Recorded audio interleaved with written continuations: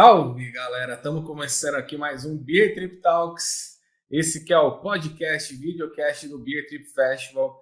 Para você que está chegando aqui e não está entendendo nada, a proposta desse podcast, videocast, é trocar ideia sobre cerveja com uma galera interessante, saber de curiosidades, história, desafios, enfim, propostas, né, de futuro, principalmente com cervejarias no interior de São Paulo, que é onde a gente está envolvido.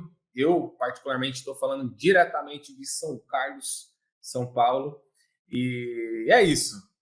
No episódio de hoje, nós vamos conversar com uma cervejaria que vem da cidade que, olha, me arrisco a dizer, nossa convidada de hoje vai poder me contradizer, talvez, que é a cidade que tem o maior número de cervejaria por habitante no estado de São Paulo e, quiçá, no Brasil, tá?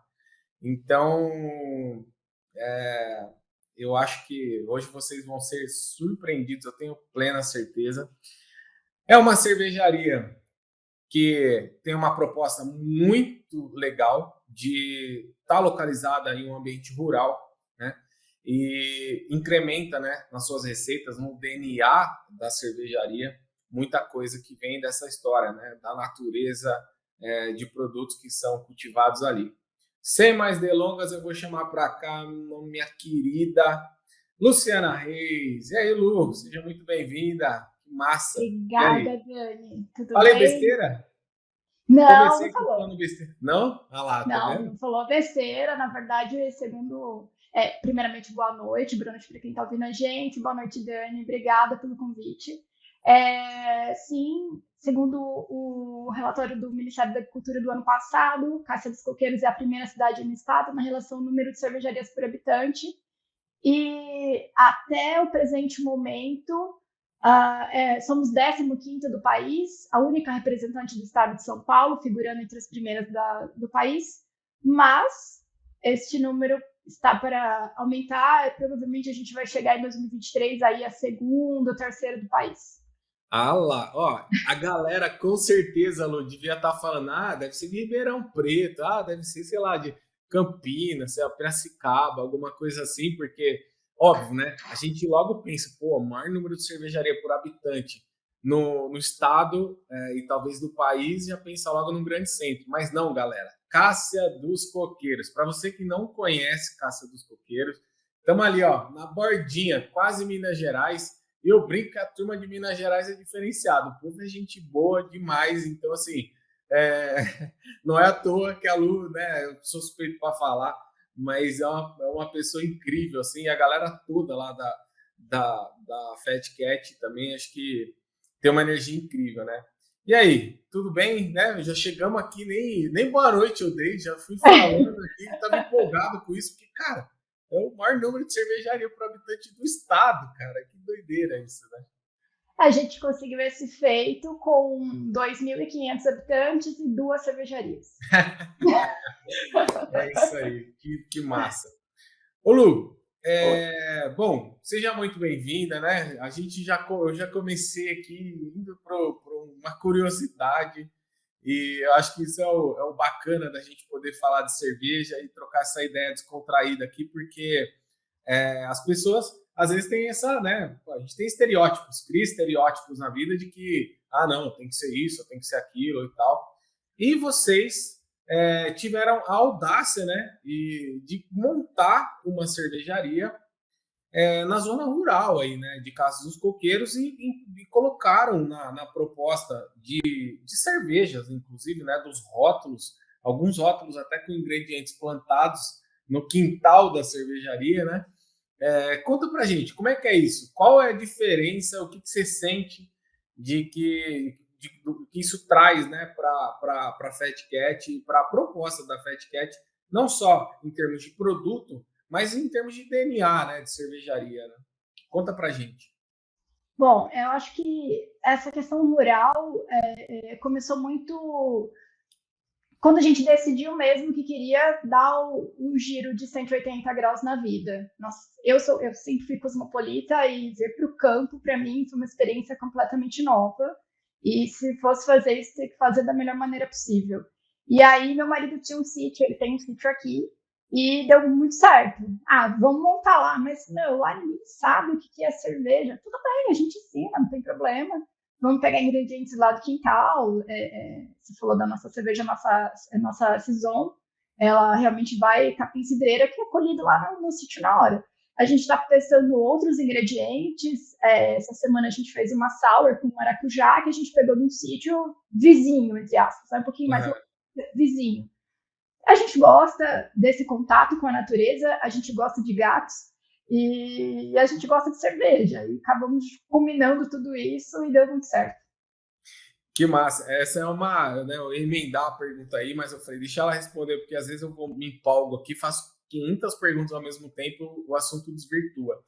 Mas, bom, Fat Cat tem um motivo, né? Por que de Fat Cat? Assim, além de gostar de gatos, tem uma história aí que você já me contou uma vez, acho que é bacana da galera saber. E também queria fazer uma pergunta que é, beleza, por que cerveja? De onde veio cerveja para uma cientista, vou falar assim, né? Para dois cientistas. Conta pra gente.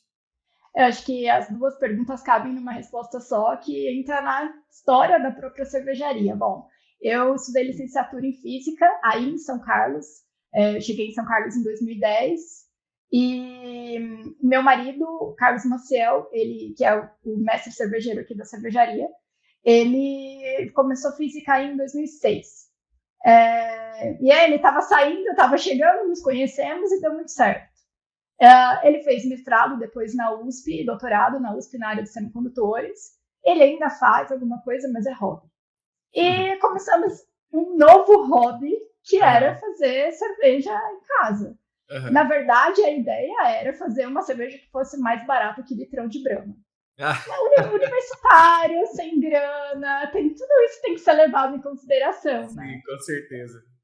Vamos aprender como é que faz cerveja? Mas peraí, a gente não sabe como faz. Aí o Marcel foi atrás de literatura, a gente tinha um pouco de acesso por conta da universidade, fomos atrás de livros, ele começou a estudar. Pegamos os equipamentos de um amigo nosso que hoje mora no Japão, panelas mesmo, assim, que ele tinha construído, e começamos a fazer em casa. Isso foi por volta de 2011, 2012. E, assim, aos trancos e barrancos deu muito certo. E aí, em 2014, 15, a gente se mudou de casa e mudou para uma casa que do lado morava um gato gordo. O nome dele é Arthur. Ele é muito fofo. Hoje ele mudou de endereço. Nem eu e nem o gato, nós não moramos mais nos mesmos endereços. Ele se mudou também. E aconteceu que esse gato invadia minha casa sempre. Ele estava em casa, eu chegava da aula à noite, ele estava dormindo na minha cama, ele estava no sofá, nas festas em casa, ele chegava, chamava no portão, a galera botava ele para dentro, ele ficava ali no colo de todo mundo, anfitrião, assim, sabe? E nessa época a gente já fazia cerveja, já levava para São Carlos, porque a gente fazia cerveja aqui. Vocês já faziam aí? A gente fazia aqui no quintal da casa da minha sogra. E a gente só levava para São Carlos para consumir mesmo. E aí os intercambistas, a galera da pós-graduação que trabalhava junto com o Maciel lá na USP, a galera ia para casa, vamos lá em casa tomar uma cerveja, fazer um happy hour de quinta-feira, que era um evento que a gente chamava de barrilada.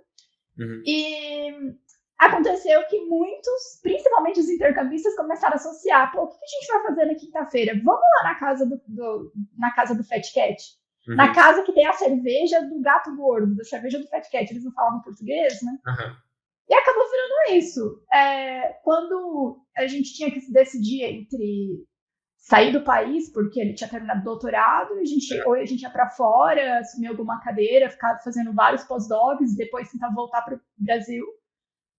Mas a nossa cerveja deu muito certo, a gente ganhou prêmios, a gente ganhou prêmio de cervejeiro caseiro, aí em São Carlos mesmo.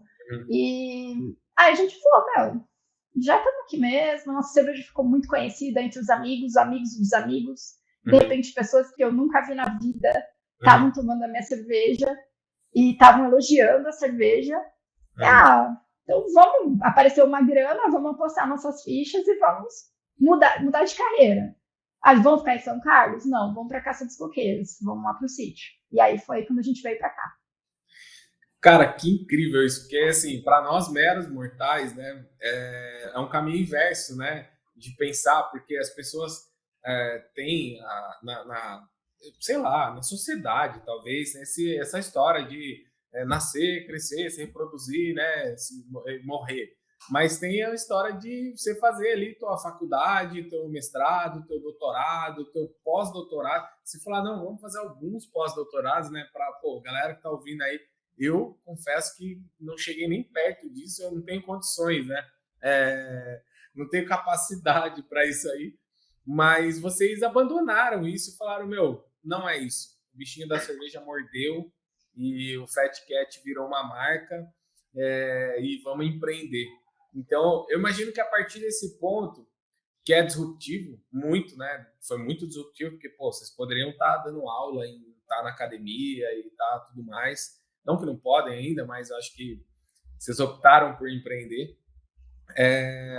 Como é que foi, na sequência disso, Lu, transformar, né, esse empreendimento que até então era caseiro, vendia ali, né, a galera ia tomar na casa de vocês, para um empreendimento de fato, né, uma cervejaria e uma cervejaria rural. Como é que foi esse processo de legalização, né?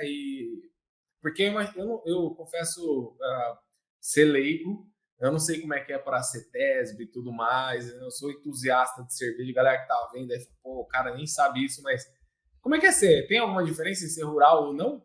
Tem sim.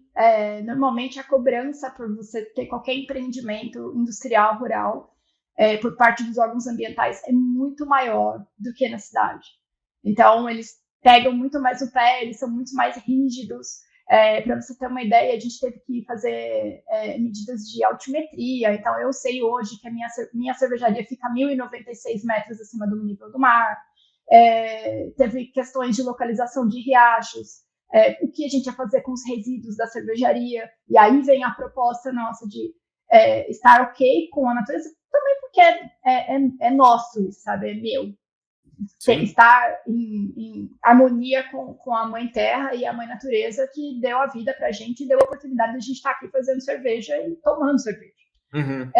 Mas sim, o processo, não vou falar para você que foi curto, acho que como a maioria das cervejarias, o processo demorou 2 anos. A gente começou na entrada na papelada no final de 2017, começo de 2018.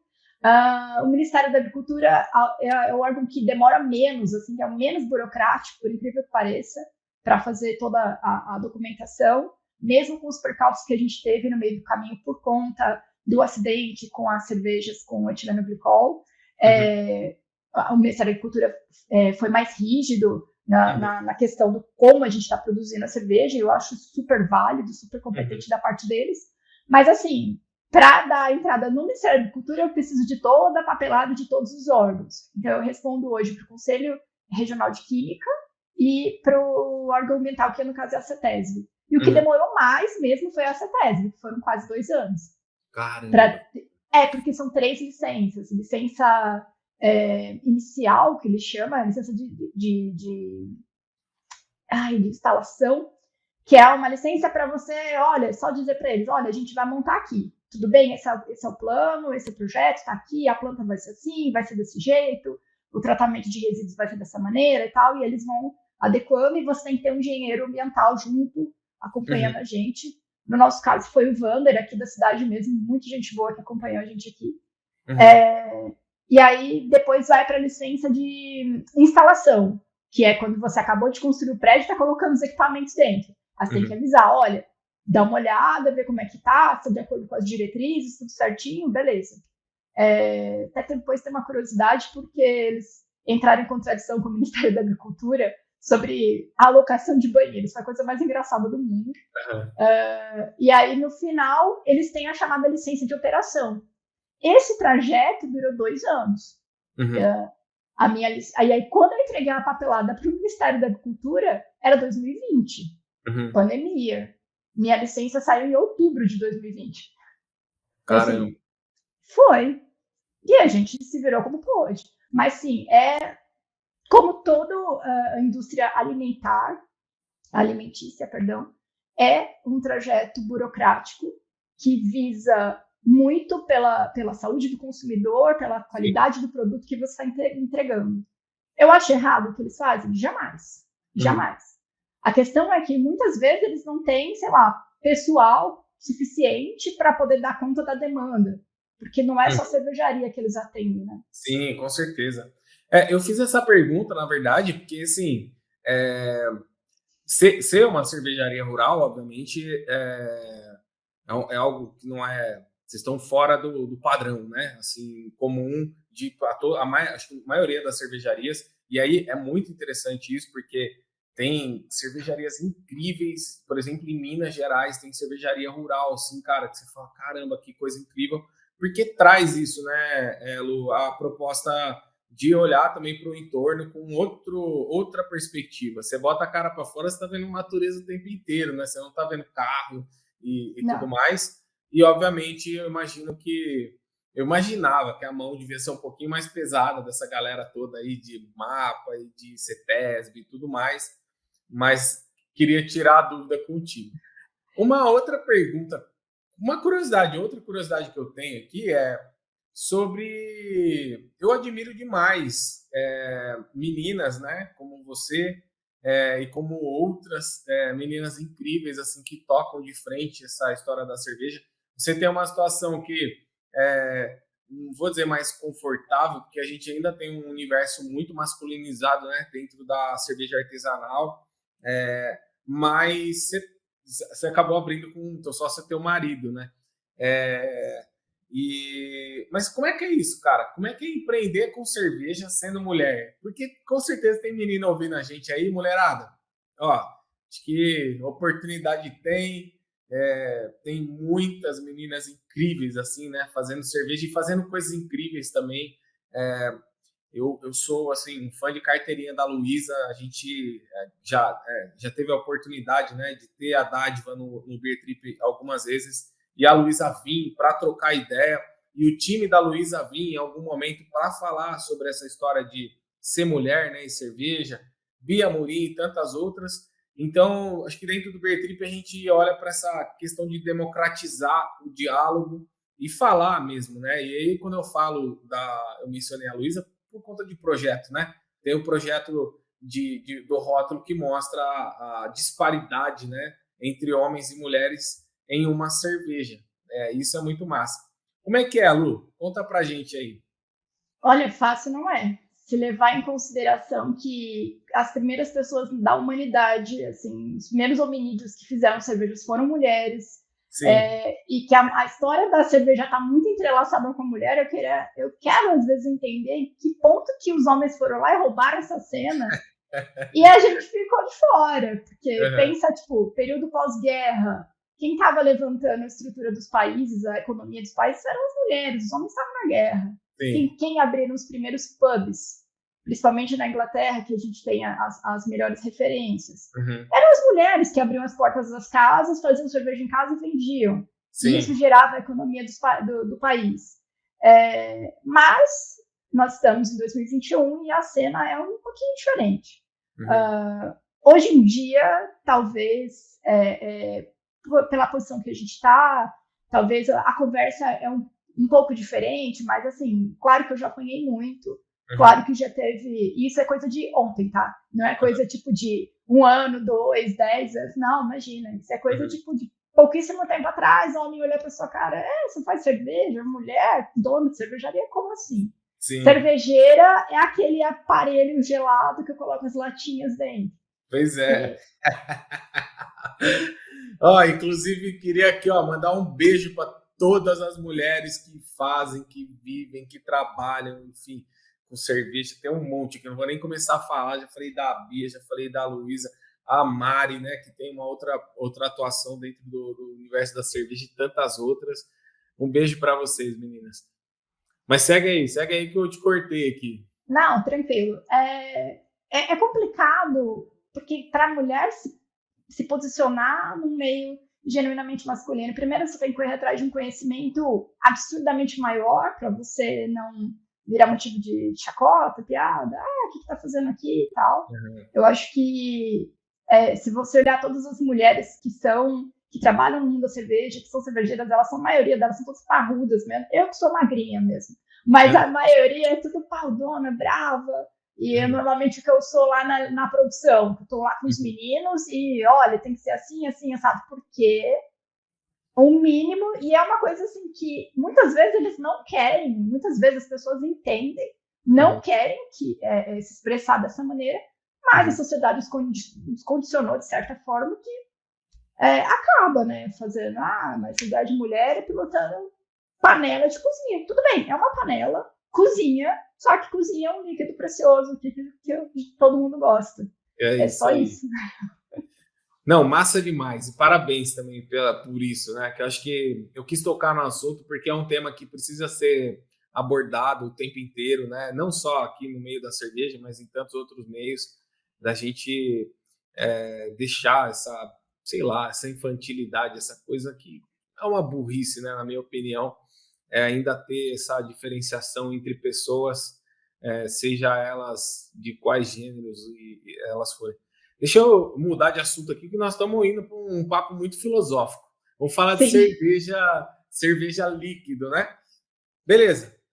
Vocês fizeram, então, a caminhada, optaram por sair da física, cervejaria rural, todo o trâmite, pandemia, aquela história toda, dificuldade imensa, mas nesse tempo todo vocês vieram ali trabalhando em receitas, e vocês têm umas receitas que são, né, de escolas diferentes, mas que tem uma proposta muito clara. Eu queria que você falasse dos rótulos, do porquê desses rótulos, né? E como é que as coisas foram fluindo.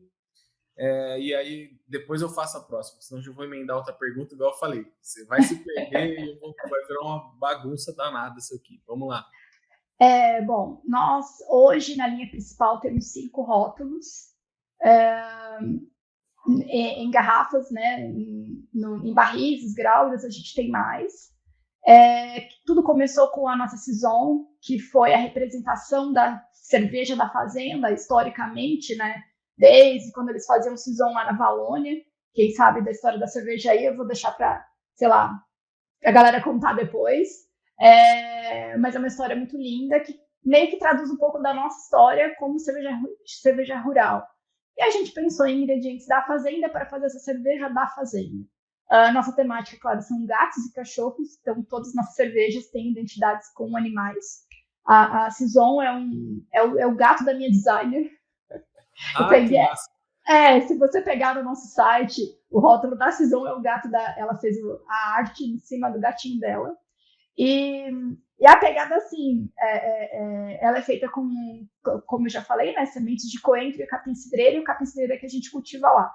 Eu ainda não consegui cultivar coentro o suficiente para extrair sementes, então é um projeto que a gente está andando, tá um pouquinho difícil, mas a gente vai conseguir. E a nossa pegada cervejeira estilos clássicos, mas adaptados para o clima brasileiro, para o drinkability brasileiro e para a cultura brasileira. Eu acho que é legal a gente fazer experimentação, é legal a gente fazer coisas fora da caixa, assim. Cerveja é uma coisa que nem o céu é o limite, é muito legal isso. Mas para um lugar onde eu estou, que é o lugar que eu tive que ensinar as pessoas a tomar cerveja corretamente, saber o que é, e que cerveja é um mundo muito aberto, eu tenho que ir para o clássico. Se eu não ensinar o beabá, não dá certo eu querer reinventar a roda, não vai ser legal. Sim. Então a gente optou por trazer estilos clássicos, releituras de estilos clássicos, mas sempre pensando na cultura do brasileiro que bebe muito e no nosso clima que é quente, muito quente. Então todas as nossas cervejas, ela tem um drinkability, assim, até que em alguns estilos até foge um pouquinho. No caso da nossa cerveja de trigo, nossa Hefeweizen, a Marla, a Marla é uma Bull Terrier de uma amiga minha de São Paulo, e eu acabei colocando a cachorra no rótulo. No caso dela, por exemplo, o drinkability dela e o equilíbrio dela foge um pouco do estilo. Porque a Marla, a cerveja de trigo, ela tem que ser um pouquinho mais densa, tem toda a questão do trigo. A gente fugiu e ela é leve, equilibrada, e você consegue tomar muito e ela não vai te pesar. E é isso. Tem o Irish Red Ale, fizemos a Irish ao invés da inglesa, pelo mesmo motivo. Final seco, leve, baixo teor alcoólico, fácil de tomar. Sempre é nessa linha. Mesmo cervejas mais alcoólicas, como a gente fez agora no final do ano, a Okipa, a Cat Okipa, foi também um sucesso, mas sempre é naquela, é amarga, sim, é bem amarga, sim, mas é educado, é delicado, é leve, tem drinkability, dá para tomar no calorzão, dá para tomar no inverno, e é bem tranquilo. Hoje a gente está com essa que eu estou tomando aqui, a Marla, a Catita, que hoje foi, assim, o que estourou as vendas, porque, um detalhe que eu esqueci de mencionar, a gente não faz lagers, a gente só faz ale. E a gente precisava o pessoal começou a pedir uma cerveja mais próxima da lager. Mas a gente não faz. Aí a gente fez a corte, que é a Catita, e deu muito certo, porque a galera abraçou a ideia, mesmo, nossa, ela é muito parecida com a Pilsen. Até aqui para a população eu chamo ela de prima da Pilsen, e dá certo chamar de prima, apesar de não ter nada a ver uma com a outra. Tá ali, né? Tá ali. Sim, sim. E aí funcionou bem, caiu muito no gosto, até pessoas que me surpreenderam, pessoas que não são do meu público, que vêm me conhecer e gostam da cerveja, acabam se apaixonando, e hoje eu não estou dando conta. Pra você ter uma ideia, essa semana eu estou fazendo 1.000 litros de Catita para o carnaval, que é a semana que vem, e vamos ver como é que vai ser. Eu acho que 1.000 litros não vão ser, não vai ser suficiente. Caramba, a gente gosta também de cervejas inglesas, a gente tem uma paixão pela escola inglesa também. Então, além da Irish Red Ale, a gente tem as nossas English IPA, a gente tem a nossa Irish Stout, o Dry Stout nossa, que puxa mais café. Aqui, a gente está numa parte da Alta Mogiana, uma região produtora de café, um dos melhores cafés do Brasil, eu diria. Cafés, né? Eu acho que alguns dos melhores do mundo, já que nós estamos no Brasil, a gente pode falar isso, né? Com certeza, com certeza. E é legal que a gente trouxe a identidade para a cerveja. Então, muita gente, eu gosto de uma cerveja escura, mas eu queria uma coisa leve. Então, toma. Você gosta de tomar café? Gosto. Então, toma isso aqui. Pronto. Ficou a nossa Teddy Bear. Na verdade, essa cerveja é uma homenagem ao ursinho de pelúcia do Mr. Bean. É verdade, verdade. Teddy Bear. Teddy Bear, o ursinho caramelo dele. A gente é apaixonado pelo Mr. Bean também. Enfim, e temos as cervejas que a gente faz. Tem a Charlipa, não posso esquecer da Charlipa, que é a minha segunda cerveja mais vendida aqui, que é a minha Session IPA. Leve também, alto drinkability, pessoas que não gostam de IPA. Não, eu não gosto, esse trem é muito amargo. A gente já tá aqui na beira, então dá para falar trem. É verdade. Inclusive, eu nem sei porque não é Minas Gerais aí, né? Cara, olha, por uns 5, 10 quilômetros, assim, não é Minas Gerais, viu? Pois tipo uma ilha, assim, dentro de Minas, né? É só um pedacinho que faltou para chegar em Minas. E aí o pessoal gosta muito da Charlipa, então a gente... Hoje, pessoas que não tomam IPA vêm e pedem uma cerveja. E eu acho isso muito legal, porque pessoas que não faziam ideia do que era cerveja, além daquilo que era vendido no supermercado, saber que existem outros gostos, saber que existe uma cultura e saber que isso é acessível. Acho que uma coisa que eu queria... a gente já tá até... O papo tá bom, já deu... Nosso tempo já tá quase lá, mas não vou passar sem essa pergunta. Cássia dos Coqueiros, né? Original caipira do interior paulista, quase Minas Gerais. Uma cidade pequena, poucos habitantes, com 2 cervejarias artesanais. Como é que o público? Como é que são as pessoas? Porque, assim, galera, para você que está ouvindo a gente, a proposta da Fat Cat, né, é atender o local, principalmente, né? Aquela história que eu sempre falo aqui, e aí deve ter gente que já vai estar falando, putz, esse cara sempre fala essa mesma coisa. Mas quando a gente você vai na Bélgica, o cara vai vender a cerveja que é feita ali, no lugar. Você vai na Alemanha, ou enfim, não tem uma cerveja dos Estados Unidos lá, nada contra, ao contrário, né? Mas a gente importa muito a cultura e acho que o nosso trabalho aqui, o trabalho de vocês, é de justamente valorizar produto e produtor local e, mais do que isso, informar para formar um público que entende o que está consumindo. Ou seja, o que vocês estão fazendo em Caça dos Coqueiros é disruptivo, é um negócio que é diferente, cara. Como é que foi a chegada? Porque além do desafio da produção, né, o brinco também sempre que tem a produzir é metade do caminho, talvez nem isso, né? Distribuir é um desafio imenso. Como é que tem sido esse tete a tete com o público? E não vou me estender mais não, senão não vou até amanhã. Olha, no começo foi um pouco difícil, porque se pensa de pessoas que nunca tiveram contato, não sabem o que é isso. É lógico que qualquer ser humano é resistente a algo novo. Ô, Lu, deixa eu só fazer um parênteses aqui, tá? Pra galera de Caça dos Coqueiros também não ficar brava comigo. Ó, você que tá ouvindo aí, ou tá assistindo, de Caça dos Coqueiros, eu não tô falando que só tem, né? Não, que a galera é tapada, não tem. Não. Ao contrário. Não. É porque a gente tá, acho que em qualquer lugar, né? Mas eu digo pela quantidade de habitantes, que são poucos habitantes, e você chegar com uma cultura de cerveja artesanal, né, num ambiente que não tinha isso até então,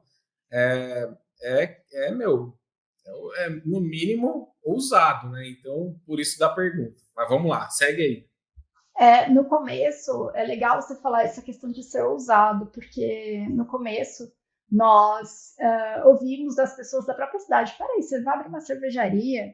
Teve uma pessoa chegou para mim e para o Marcel e disse assim: vocês estão perdendo dinheiro, vocês estão jogando dinheiro fora, faz isso que não. Esse trem é caro, esse trem é ruim de tomar, não dá certo, não vai dar certo isso.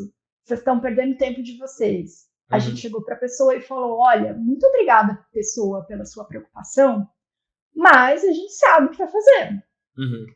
Tudo bem, passou um tempo, a gente fez o lançamento das cervejas, ela foi experimentar. Hoje, essa pessoa é apaixonada pelas minhas cervejas. E ela veio e nos pediu desculpas. Entendeu? É isso. Não é uma questão de que as pessoas não têm o conhecimento, elas não estão habituadas. Qualquer ser humano que não está habituado com alguma coisa, uma coisa nova, estranha, alheia, traz um pouco de resistência. Isso é normal, isso é inerente a nós condicionados como seres humanos. E aí o que eu tive que fazer? Pegar pela mão, sentar e tomar. O que eu chamo de evangelização. Eu só via meio curioso. Não deixa de ser, né? Não deixa de ser uma evangelização. Pegava um por um, desde a pessoa mais simples até a pessoa que tem mais, até já tinha um conhecimento, sabe, sobre cerveja. Não, vem cá, senta aqui. Ah, mas cerveja artesanal é cara. Ó, o preço é esse, mas eu vou te explicar por quê. Porque é feito assim, com água daqui, ingrediente importado, é a gente que faz, você conhece a gente. Não é feito numa fábrica, sabe usar onde. Não menosprezando outras empresas, claro. Sim. Mas é uma coisa local. Você não gosta de comer o bolo da senhorinha que faz, o salgadinho? Então, por que você vai tomar minha cerveja? É a mesma coisa, né? E aí foi isso. Aí as pessoas começaram a gostar, e gostar muito. E hoje eu até tenho um bar aqui na cidade, o meu pub, que, assim, final de semana lota, o pessoal gosta muito. E uma experiência que foi, assim, um aprendizado pra gente foi final de semana passado. Aqui tem uma festa muito tradicional de encontro de companhias de reis. A folia de reis aqui é muito tradicional aqui. Só vou fazer mais uma pausa. Tá ouvindo? Não sabe o que é folia de reis aí? Tem uma molecada que não sabe, viu, Lu?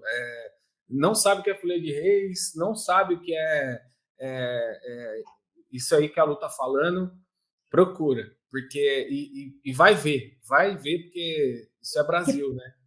Faz parte da. Hoje, a Companhia de Reis é muito mais cultura nossa do que quando ela se originou lá em Portugal. Sim, com certeza. Então, Brasil total. É Brasil total, e é muito lindo. Tem muita fé envolvida, tem muita coisa envolvida. E aí todo ano eles fazem esse encontro aqui. Esse foi o primeiro ano, depois da pandemia, que eles fizeram um encontro de Companhia de Reis de todas as cidades aqui em volta, seja de São Paulo, seja de Minas Gerais. Que legal. E, tinha um espaço, vamos colocar uma barraquinha lá para vender cerveja? Vamos. Aí eu fiquei meio assim, mas eu acho que é o meu preconceito. Uhum. Eu confesso, assim, foi meia culpa, sabe? Eu fiquei. Depois eu fiquei chateada comigo mesmo de ter pensado dessa maneira. Sim. E aí a gente fez uma coisa bem bacana, que foi colocar um copo ecológico. A gente, Uhum. todos os nossos eventos têm o nosso copo ecológico para a gente não utilizar plástico, para a gente minimizar o consumo de plástico. A meu copo eco que faz os nossos copos. Copo eco. E a gente fez os copos de 300 e para o carnaval a gente fez o de 500 ml, que todo mundo pediu. Faz 500, cabe mais cerveja, tal, beleza. E eu botei na barraquinha e botamos cerveja. E, eu levei, sei lá, 50 litros no primeiro dia, na sexta-feira. Falei, vai vender. Se vender 50 litros, eu tava esperando, 100 litros no final de semana inteiro. Eu vendi quase 300 litros em 3 dias. Caramba, que legal. E a galera vinha, muita gente veio pelo copo, porque precisava primeiro comprar o copo, ele vinha cheio, depois você vinha fazer o refil, era mais barato. Eu vou comprar o copo porque é legal. Aí tomava, gostei dessa cerveja, que gostoso. E começava a tomar. E aí essa galera, inclusive eu falei para eles, guardem seus copos, tragam pro carnaval, porque é importante você trazer o seu copo para não sujar, para não ter muito plástico. Sim. E realmente, assim, nosso consumo de plástico é quase zero, assim, nesses eventos. E foi uma coisa que me surpreendeu. Me surpreendeu tanto que esvaziou minhas câmeras frias, eu tava no desespero agora para fazer mais cerveja. Meu planejamento era eu já tripliquei o planejamento aqui pro carnaval, porque o povo falou, eu gostei, e é isso. E é isso, né? Que massa, saúde, parabéns aí. Saúde. Galera, a gente até passou um pouquinho aqui, porque a conversa tá boa, vai longe. Eu queria fazer mais um monte de pergunta para a Lu. Tem uma que vai ficar nas entrelinhas, a gente marca para uma próxima, que é o Beer Trip na vida da... Vamos lá, rapidinho então, vai para a galera. O Beer Trip na vida da Fat Cat, como é que foi essa história aí? Ela me ligou um dia, galera, e me contou uma história que eu falei, é isso, vamos para cima.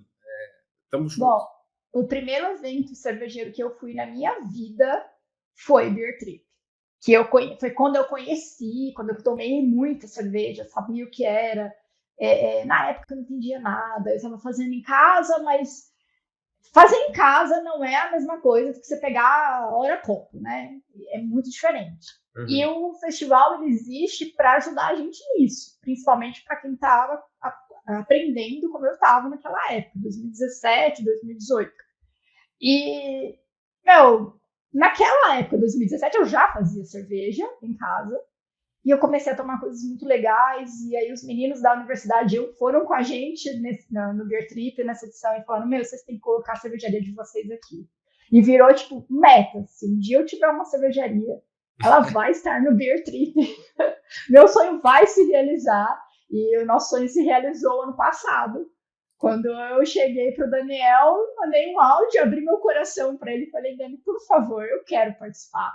Porque é um marco, assim, para gente que veio do zero, engateando no mundo da cerveja, e vocês, com o evento do Beer Trip, ajudando a gente muito com questão de conhecimento, é muito legal a experiência. Quem não foi a Beer Trip, vá. Aproveita e compra, não sei se já está à venda, mas enfim, compre o seu ingresso. Em breve a gente começa a vender aí, né? 2000. Talvez quando sair o episódio já vai tá rolando aí as vendas. E para você que está ouvindo a gente aí, outro clichê meu, esse negócio de ficar gravando essa história aqui é complicado. Você sempre bota os clichês. Mas eu falo, você está em 2050, tal, nós estamos em 2023, então, mas procura aí, né? Mas vamos lá, segue aí. E foi assim, o Beer Trip para mim foi um divisor de águas, porque comecei a tomar coisas que eu jamais imaginava. Foi quando eu entrei de cabeça no mundo das sours, e em parte graças à própria cervejaria Dádiva, porque foi a primeira sour que me encantou deles. Estava lá no Beer Trip, acho que foi em 2018, estava a Pink Lemonade. E essa cerveja, hoje, ela tem um espacinho no meu coração. É estranho, eu falo, mas você é dona de cervejaria? Sim, mas e daí? Sim. Tem outras cervejas que agradam a gente, isso é absolutamente normal. Eu também tenho as minhas sours, mas essa cerveja foi o começo de tudo. E o Beer Trip foi o começo de tudo. Tá aqui minha tacinha, Essa Ah, que tacinha, massa. eu amo essa tacinha. É, Tenho várias, mas essa daqui acho que eu, sei lá, foi o mas, evento que eu aproveitei mais, assim. aham, aham. Foi esse daqui. E foi isso. Foi uma realização de um sonho de universitários doidos que um dia sonharam ter uma cervejaria e participar do maior festival caipira de cervejas do país. Ai, ó, que isso, hein? Agora, será, né? Acho que estamos a caminho de. Para você que chegou aqui e não está entendendo nada, esse aqui é o Beer Trip Talks, que é um podcast, videocast aí do Beer Trip Festival. O Beer Trip Festival é um evento que acontece em São Carlos, interior de São Paulo, e tem um propósito disso aqui que a gente está falando, né? Dar voz, colocar luz na causa cervejeira, no ecossistema cervejeiro do interior de São Paulo, principalmente. A gente entende que valorizar produto e produtor local é demais por conta disso aqui, ó. São histórias incríveis, pessoas pô, viver com cerveja é bom demais, né? Então a gente tem um carinho imenso e eu acho que o ecossistema da cerveja ele ajuda a fazer com que as pessoas, como aí em Caça dos Coqueiros, por exemplo, que não tinham contato até a Fat Cat aparecer, ou pelo menos a maioria das pessoas, passaram a ter contato e passaram a entender o valor agregado que o produto tem e como é um produto gastronômico, né? Um produto que tem os porquês, né? Não é simplesmente consumir por consumir, mas entender o porquê está consumindo. Acho que esse é um propósito mútuo nosso aí, né? Lu, o papo foi ótimo, muito bom mesmo. Fiquei, pô, super feliz aí. Eu tenho certeza que a galera que tá ouvindo a gente ou tá assistindo a gente também gostou. Conta aí, como é que acha vocês na internet, redes sociais, enfim, como é que é? Vamos lá. Bom, nós temos o site www.fatcatbeer.com.br. Lá você vai ter desde um pouquinho da nossa história, nossos rótulos, lojinha online. Hoje a gente entrega em todo o país. Então, se você quer ter a cerveja do gato na sua casa para harmonizar com o seu gato, sim, para ficar bonitinho, ótimo. Você pode ter a Fat Cat. Nosso pub fica aqui em Caça dos Coqueiros, na Rua Coronel Narciso 581, no centro da cidade. É fácil chegar, só colocar no Google Maps ou no Waze, você consegue chegar aqui. Cara, Nossa, chegar em Caça dos Coqueiros e falar assim, ó, quero ir no bar da Fat Cat, no pub da Fat Cat. Com certeza vão falar, né? sim, fica na rua principal da cidade, então não tem muito erro também. Convido vocês, além de tudo, a conhecer Caça dos Coqueiros. É uma cidade maravilhosa, uma cidade turística, cheia de aventuras, cheia de muita cachoeira, muita trilha. Você gosta de fazer trekking, bike, rapel, cascading, vem pra cá. É uma cidade maravilhosa, apesar de pequenininha, mas é bem aconchegante. E nós estamos no Instagram, @FatCatBeer, segue a gente lá.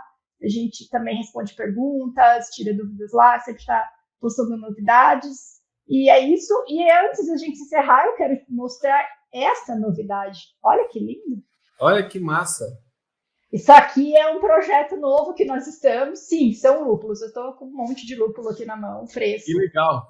Esses lúpulos são da Fazenda Bela Terra, que fica aqui em São Sebastião do Paraíso. Bela terra! Nós estivemos lá ontem, no evento da colheita do lúpulo. Esse aqui é Comet. E nós estamos aí com projetos de mais produtos nacionais, inclusive o lúpulo. Olha que incrível isso, hein? Bom, eu acho que foi muito bom, foi incrível. Obrigado, viu? Demais. Um beijo para a turma toda aí em Caça dos Coqueiros. Para você que quer seguir a gente aí também, procura lá Beer Trip Festival, beertripfestival.com.br. E é isso aí. Vamos manter contato e vamos em frente. E vamos falar de cerveja e vamos espalhar coisa boa para esse mundo aí. Valeu, Lu. Beijão. Obrigada, Dani, pela oportunidade. E sempre que precisar, a gente está por aqui. Um beijo para todo mundo. E é isso aí. Cheers!